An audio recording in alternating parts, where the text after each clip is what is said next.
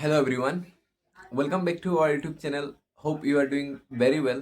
আজকে একটা important topics নিয়ে আইলাম যে অনেকে হোয়াটসঅ্যাপ স্ট্যাটাস বা ফেসবুকে শেয়ার করে যে এইচএস এর রেজাল্ট 75 করে দেখলাম। এটার কোনো অফিসিয়াল নোটিফিকেশন নাই বা অফিসিয়াল কোনো নোটিস আইছে না যে 17 মে তারিখে রেজাল্ট হইব।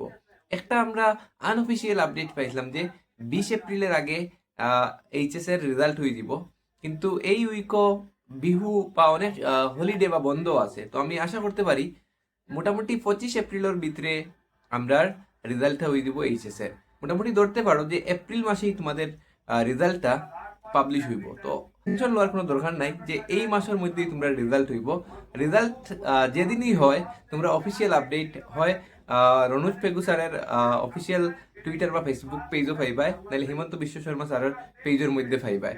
বুঝা গেছে? তো ফালতু যেগুলা পোস্ট আছে শেয়ার করার হোয়াটসঅ্যাপে বা ফেসবুকে, এইগুলা তোমরা বিলিভ করিও না, শেয়ার করিও না।